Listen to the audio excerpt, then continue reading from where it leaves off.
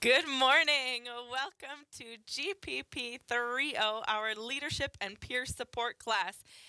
I don't care where you are or what you're doing, that song will pump anyone up anytime. So let's jump into our lesson 4 material. Today is our last day of broadcasting for the week. We only broadcast Monday to Thursdays from 11 until noon. Fridays are your chance to get caught up on those key questions. If you need to get a hold of me for any reason throughout this course, my office hours are Monday to Friday, 9 to 3. Except for Monday to Thursday when I'm on air from 11 till noon, you can email, phone, or connect with me on Facebook. One more reminder that all of these classes are being recorded. They can be found on our Google Classroom shortly after our class session is done airing. But we also have a YouTube channel. You can find us at Wassa Distance Education Center, where all of our classes, both current and the ones that have been presented over the last few terms, are on our Wassa YouTube channel. So if you're currently working through a course, you can find current updated lessons there as we go. If you are working on, say, the grade 12 college math, classes are already posted there from when I did it in term 1. Feel free to use those resources to help you with any of your course questions. Today we are looking at lesson 4, which goes through temperaments. Temperaments are going to really help us get to know and discover ourselves better. So let's find out what they are. First, our learning goals are that we will understand the role temperament plays in one's personality. We'll be able to use self-assessments to learn more about oneself and apply how temperaments can assist certain career paths. Our success criteria is that we'll know we have met our learning goals when we can describe how individuals with certain temperaments are better suited for certain activities and careers. Yesterday, we started off our theory of multiple intelligences with Howard Gardner. Today, we are expanding and exploring other psychologists, looking at Carl Jung. He was a Swiss psychologist and psychotherapist who proposed the idea of dividing your personality into sets of preferences in 2 categories. He developed the concepts of the extroverted and introverted personality. His ideas are the basis of the Myers-Briggs personality types. You might have heard some of these terms and keywords before. If not, I will explain them to you in length today, as I love this portion of our course. I will admit that I am a psychology major and I love looking into people's personalities, the way the mind works, even birth order, how it plays a role. So I will try not to get too excited about some of these things and go through our material with the time length that we have. So let's look at Myers and Briggs. Myers and Briggs are a mother-daughter team. Catherine Cook Briggs created the original Myers-Briggs, and from now on we'll call it the MBTI, but it's the Myers-Briggs Type Indicator. She created the assessment and the theory back in the 1950s, developed it over time throughout the 50s and 60s. She was influenced and fascinated with Carl Jung's theory. She took what he developed and expanded on it. She had already been developing her own personality system when some of Carl Jung's work came out, specifically his book Psychological Types, and was able to build off of it, put it together, amalgamate it to create what we now have today as the Myers-Briggs personality type assessment. Because she was enthralled, it's natural that it spilled over to her daughter. Her daughter, Isabel Briggs Myers, created the MBTI instrument. So the mom created the assessment in theory, and it was the daughter who built upon that and created the instrument. Now, Carl Jung was a psychoanalyst. He was concerned with helping people. He wanted them to be able to improve themselves.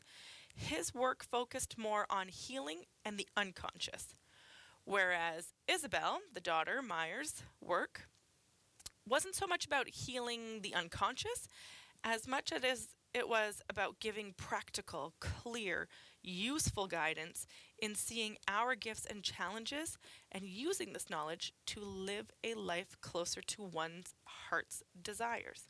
So she mapped how we can improve ourselves. And it's because of this and the basis and premise of our course that we're learning about it. We want to be able to learn more about ourselves so that we can better ourselves, so that we can improve, so that we can see our gifts and challenges and use it in areas of leadership and peer support. We're going to look today at the Myers-Briggs model. Today is all about learning about our temperaments, where we are going to assess our general behavior preferences. We're going to go through the assessment and find what our temperaments are. The Myers-Briggs model specifically is a way of describing certain character preferences that each individual has. It breaks it down into 4 categories. The first being how you relate to people and channel your energy. The Myers-Briggs model has 4 sections. The first relates to energy. It's how you relate to people and channel your energy. The second is how you arrive at your decisions. The third deals with how you perceive the world. And the fourth is how you organize your life. We're going to dive further into each one of these and what that looks like. The identification of your preference in each of those 4 categories that we just talked about combines to form a model of you. And you'll see as you go throughout this lesson, once you do the assessment, you are going to get a 4-letter code. It's that 4-letter code that gives us our model. Each letter stands for a particular preference that you expressed. With the results, with your 4-letter code, you can assess areas of strength and weakness, which is why Isabel wanted this whole process to begin with. She wanted to have something that people could take and use to better themselves, to see their gifts and their challenges. Once we have our model, we'll also be able to learn which careers could be a good fit. Lastly, as a position of leadership, find others who have the same personality type and how best to use them.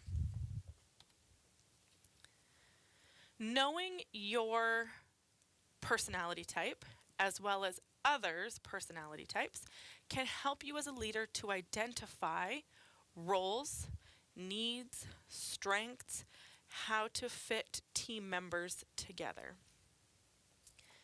I'm going to break it all down, but I want to give you the big picture because I know that we all learn differently. Some people need the big picture first.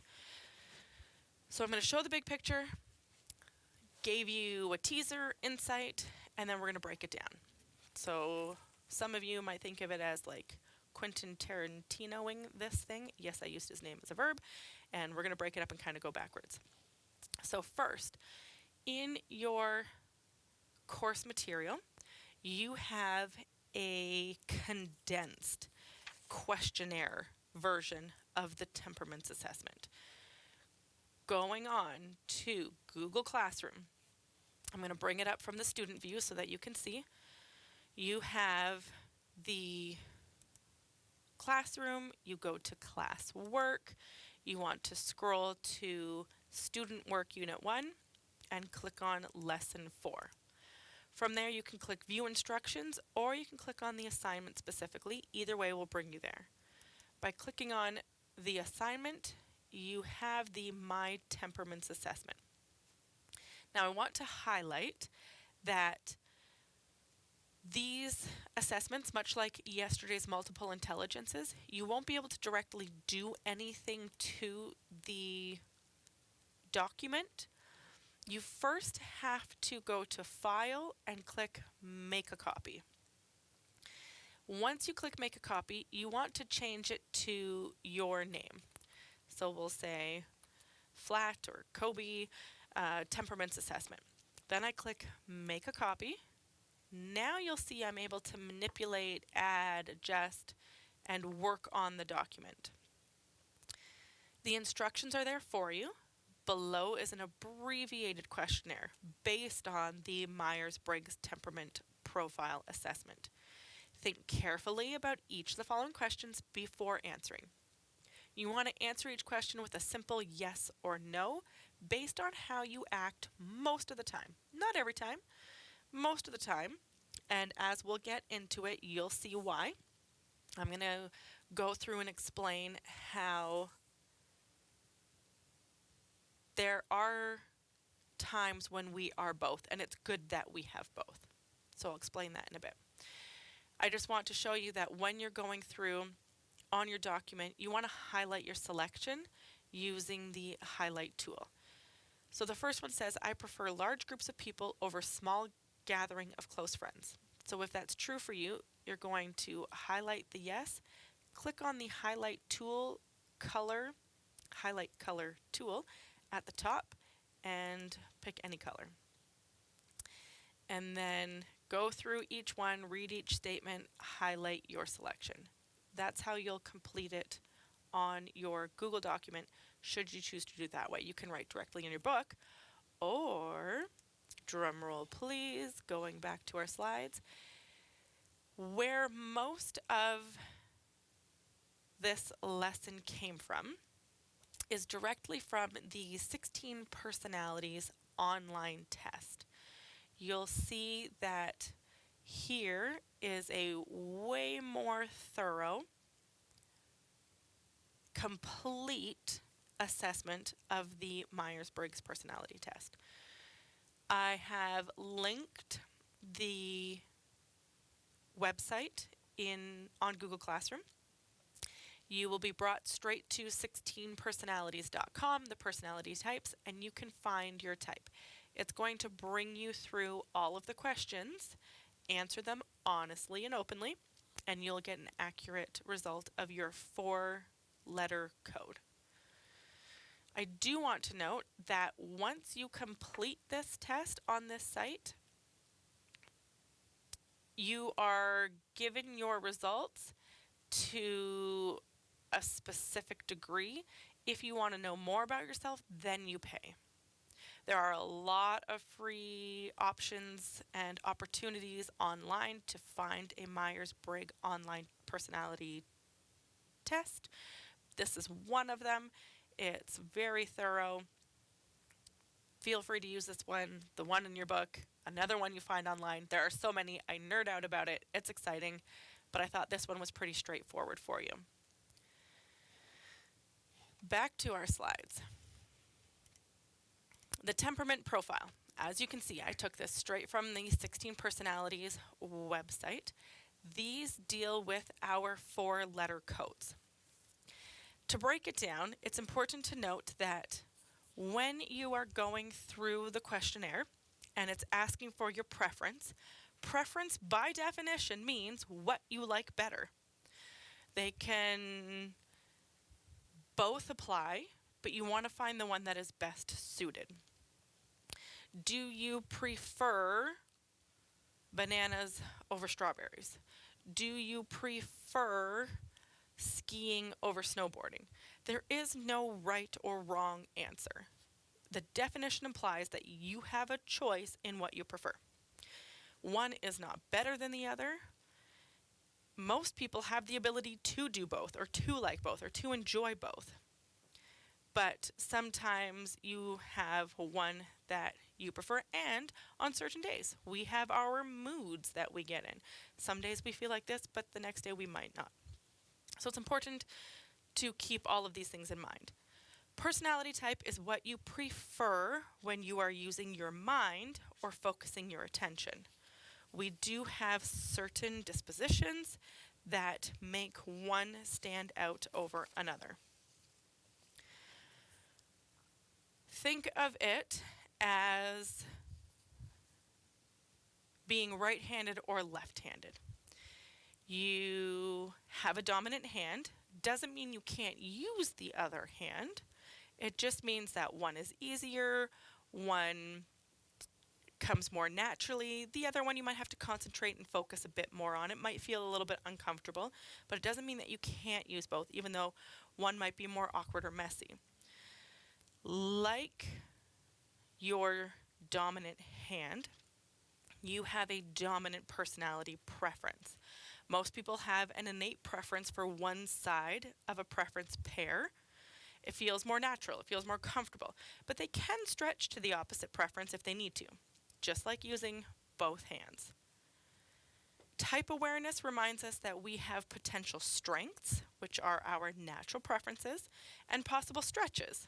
Those are the opposite preferences. Sometimes we need to use a strength, other times you stretch. There are many benefits to understanding your own preferences, including how they affect you, how they affect your style of communication, how they are different from what other people prefer.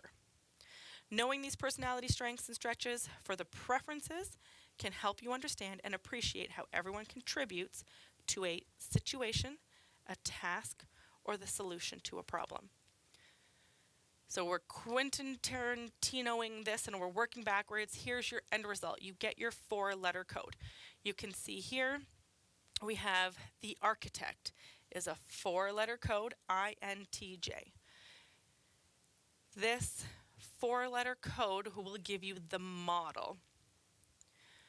When you are a certain personality type preference over the other, you get these different results that will lead and contribute to helping you understand more about yourself. Now, the personality types that we're talking about are the following. Here are our temperament categories. The first pair, straight from Carl Jung, is extroversion and introversion. When we talk extroversion and introversion, we're looking at the pair E and I. E for extroversion, I for introversion. E and I represent the natural orientations of energy, opposite ways to direct and receive energy and focus attention. When we go back to our very first slide about the 4 categories, the first one is how you relate to people and channel your energy. So this directly applies to EI. Extroversion, introversion. The second pair of personality traits that we're looking at are the S and N. Now, S stands for sensing, N stands for intuition. And I see that I have it wrong on here. There we go, N.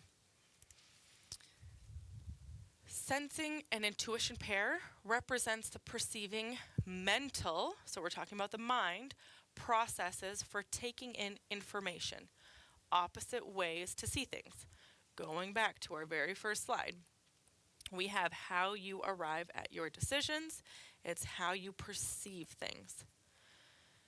Next category pair is thinking and feeling, T and F. It represents the nature of judging mental processes for coming to conclusions, opposite ways to decide.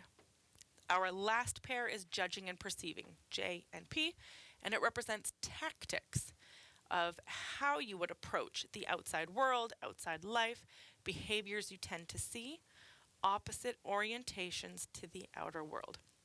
So these are the 4 categories: EI, SN, TF, JP. We are going to be Going through the assessment questions and your answers to each statement will pull one way or another. You'll either have more that represent your natural orientations of energy towards extroversion or those towards introversion. Same for the sensing, intuition, thinking, feeling, judging, perceiving. Let's look at each one individually, each pair individually. We have introversion or extroversion. The introvert, this is an overall synopsis, generally are quiet and keep to themselves. Their traits are that they are quieter, good listeners, more private. Behaviors, they enjoy solitary activities, hanging alone, or small groups. The extrovert, on the other hand, is energized by large groups of people. They are outgoing, social, communicative.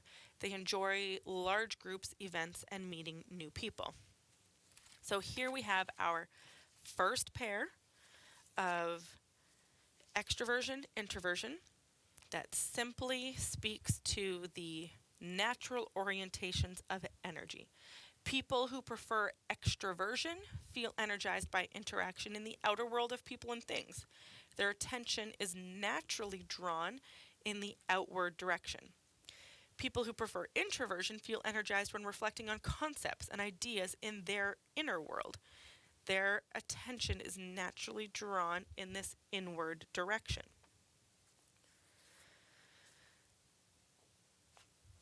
As many of us are familiar with these two terms from Carl Jung, if you are introverted or extroverted, it doesn't mean that you have to just be one. The term extrovert is understood to mean sociable or outgoing, while the term introvert is understood to mean shy or withdrawn. Now, Carl Jung originally intended the words to have an entirely different meaning. He used the words to describe the preferred focus of one's energy. So we've sort of taken this psychological concept and turned it into a social label. Everyone spends time extroverting and introverting their focus throughout the day. We talked about how there are both, and it's good to have both. We all access both worlds, the extroversion and the introversion. But most of us will prefer and feel more comfortable with one over the other.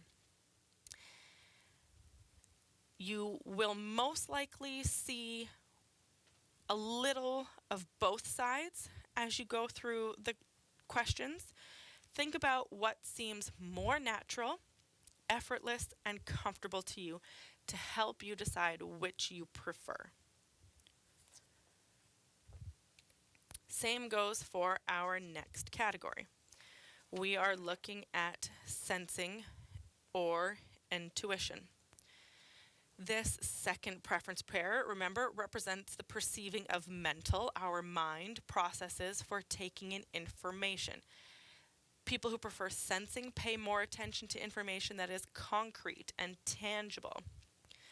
They focus on what is by paying attention to specific details. People who prefer intuition pay more attention to the patterns and possibilities in the information they receive. They focus on what could be by looking at the big picture, making connections between facts. They use their focus on inner workings of their mind. Their traits for the intuitive are reflective, sensitive, aware. Behaviors could be daydreaming, imaginative. They project possibilities of what could be. The sensing use their senses to observe the world, so they're more observant, practical, aware. They're focused, examine details, and pay attention to the evidence. The next category is T or F, thinking or feeling. Remember, this third pair represents the judging mental processes for coming to conclusions, opposite ways to decide. Thinking pay attention to their thoughts and feelings. They put more weight on objective principles and impersonal facts when decision making. They focus on logic and analysis. Traits then, along with logical, analytical, controlled, calculating, Their behaviors might be that they are embarrassed by others' outward expressions of feelings, and often they appear distant or cold. The feeling individuals focus on emotions and desires. They put more weight on personal concerns and the people involved when decision making. It's not just about them, it's how will it affect those around me. Their traits are expressive, empathetic, compassionate. Their behaviors often include offering praise, they're relationship focused, can be labeled as tender hearted. The last one is P or J, perceiving or judging. Perceptive are those that adapt easily to change. They like a more flexible and open ended lifestyle. Rather than control their environment, they want to experience it through exploring options. Interaction with the outside world is through their information gathering, perceiving mental processes, staying open to new information, last minute options. Being adaptable is important to people with perceiving preferences. So their traits are flexible, adaptable. We're going to get into because they want to know everything first, they often put things off because they want to wait until they have everything. Their behaviors then they appear laid back, casual, but because of their laid back, waiting for a last minute, they can often miss deadlines. The judging individual, on the other hand, prefers planning and a structured routine. Their traits are organized, control, structure. Behaviors are making lists, planning, working methodically. The preference that best describes you from each pair represents your potential strengths. Since we use all the preferences every day, it's important to note that at times you will be called upon to use the opposite preference, and these may be more challenging to access, which is why they're referred to as a personality stretch. Knowing your strengths and stretches helps you to better understand yourself and others, provides opportunities for growth and development, but these preferences do not work in isolation from one another. When combined, they form the 16 Myers-Briggs type instrument personality types and offer a deeper insight of personality through type dynamic and development. That's when we get the combined model. So going back to our combined models, we have if you are an INTJ, that means you are intuitive, means you have the introversion, you are intuitive, you are a thinker, and you are a judger.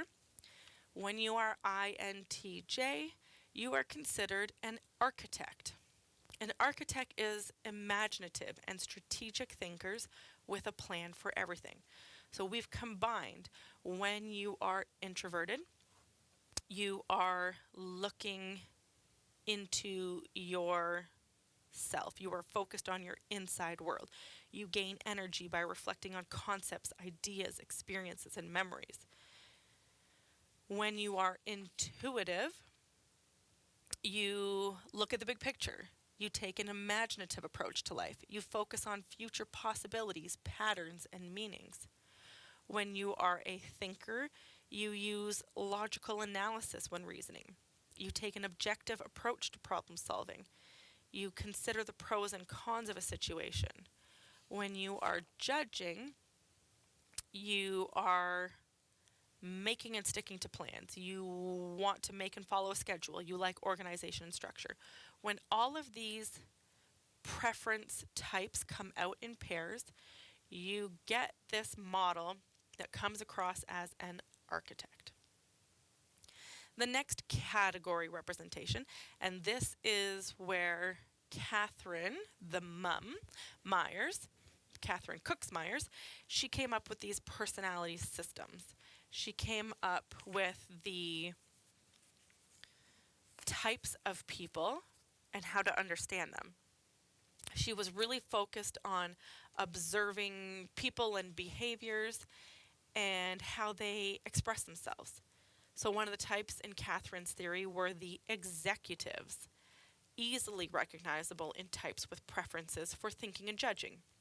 Another type in Catherine's work was called sociable, whose style of outgoing, emotional resonance, caring, and compassion aligned with Jung's description of types with a dominant preference for extroverted feeling. This is when she came up with combining them. So, this first category of people are known as the analysts, and they can be architects, logicians, commanders, and debaters. The logician is represented through those with the four-letter code INTP. They are innovative inventors with an unquenchable thirst for knowledge. The commanders are bold, imaginative, and strong willed leaders, always finding a way or being willing to make one. The debaters are smart and curious thinkers who cannot resist an intellectual challenge. The second set described the overall category as diplomats. We have the advocate, the mediator, the protagonist, and the campaigner. Now, in your book, they are not all titled the same, so it comes from different resources. You'll see the ENFJ, for instance, here from this 16 Personalities website. They are the protagonist. In our curriculum, I've labeled them the guide. Personalities are still the same. The advocate, the INFJ, is quiet, mystical, yet very inspiring, and a tireless idealist. The mediator is poetic, kind, altruistic, always eager to help a good cause. The protagonist or the guide is charismatic and inspiring leaders, able to mesmerize their listeners. The campaigner, the ENFP, I've also called the optimist, is enthusiastic, creative, and sociable, free spirits who can always find a reason to smile. The third category grouping are the sentinels. We have the logistician, we have the defender, we have the executive, and we have the consul. Again, I have different names in our book. I tried to make it so that it was a little bit easy to relate to and remember. Some of these aren't a great way for us to connect, so I've changed them a little bit. But if you are ISTJ, you are practical and fact-minded individuals whose reliability cannot be doubted. The defender are very dedicated and warm protectors, always ready to defend loved ones. The executive are excellent administrators, unsurpassed at managing things or people. Consul, extraordinarily caring, social, and popular people, always eager to help. The last are the explorers. We have the virtuoso, the adventurer, the entrepreneur, and the entertainer. Bold, practical experimenters, masters of all kinds of tools, describes the virtuoso, those that have the four-letter code ISTP. The adventurer is flexible, charming, artist, always ready to explore and experience something new. The entrepreneur is smart, energetic, very perceptive people who truly enjoy living on the edge. Lastly, we have the entertainer, who is spontaneous, energetic, enthusiastic, whose life is never boring around them. As you go through the assessment, and as we just reviewed these categories here, you might find that some of them already speak to you. But as we said, you can have both strengths. Some are more stretches than the others, but you can have both strengths. You might feel that you fall into multiple categories. You, especially within the overall, we have the explorers, the sentinels, the diplomats, and the analysts. Within the category, you might say, oh, I'm kind of, the commander and the logician. You might find that you have a little bit of both. So it'd be interesting to see as you go through the different categories which one you think you are, and then complete the test to see which one you have been labeled, for lack of a better word. When you have gone through them, you'll notice that the very first key question for lesson 4 is to explain whether you agree or disagree with the results of your temperament assessment. Like we talked about at the beginning of the week with our writing skills, writing is an essential skill. We talked about how to expand on your writing so that you get full marks. Be sure to state whether you agree or disagree, but then expand on it. For the full 3 marks, what parts do you agree with? What parts do you disagree with? Is there another one that you feel you would have been better suited in? You want to think about which ones are more flexible in that you have a stronger tie between the two, where they're maybe equally or semi-equally a strength of comfortability, as opposed to the actual stretching of that one is harder. That's more of a stretch. When you are finished your assessment, then go back and look at what each of them means. So in your IL booklet on pages 31, it starts with decoding your temperament profile. Each of the 4 letters in your temperament profile represents an aspect of your personality. Remember, your temperament only indicates the various tendencies that you have. No person is entirely introverted or entirely extroverted, but you have that strength that you lean towards as opposed to more others that are a stretch. So go through and read again, or go back and listen to the recording and find if you agree with your strength pairs. Then you can go on page 35 and you can learn about the others, famous people that have the same character preferences as you, but more importantly, the common jobs held by the personalities. So once you've decoded your character preference and you receive your 4-letter code, then use the table to find which category you fall into. So remember, some of them are different than on the actual 16 personalities website. We have the archivist, the defender, the advocate, the strategist, the tinkerer, the adventurer, the mediator, the logician, the daredevil, the entertainer, the optimist, the debater, the administrator, the consul, the guide, and the commander. Take a look at the different common jobs that are associated with each character type.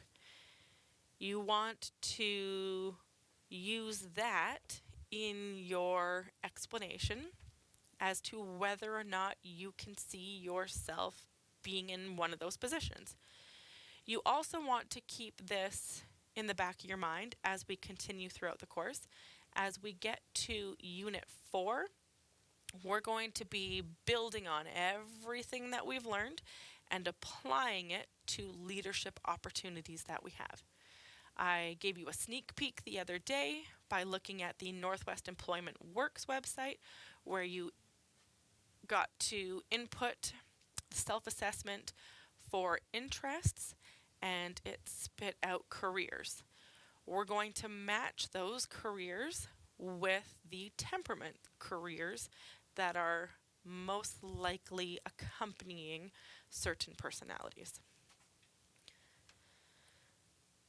So the ISTJ, for instance, if this is a 4-letter code that you get, you want to be mindful of your title, the archivist.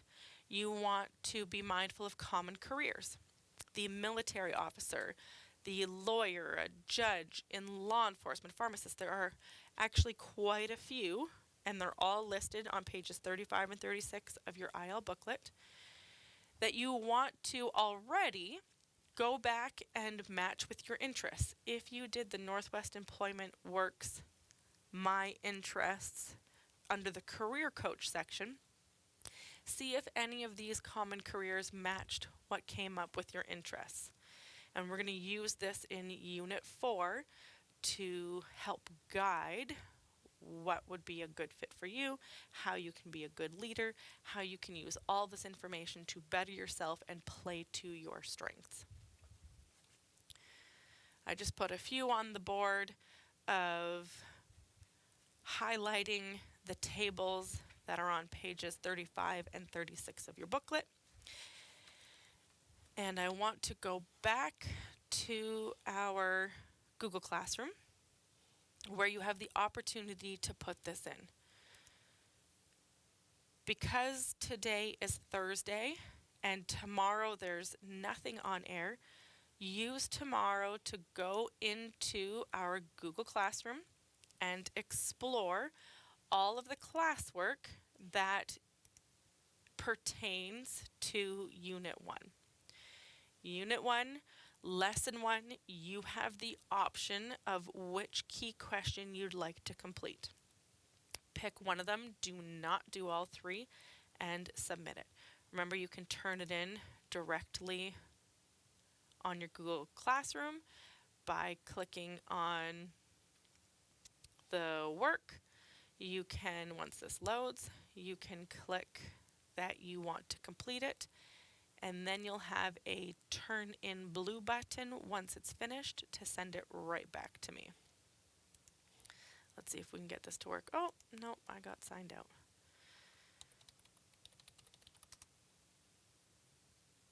Okay, signing back in. Here we go. See how you can add or create.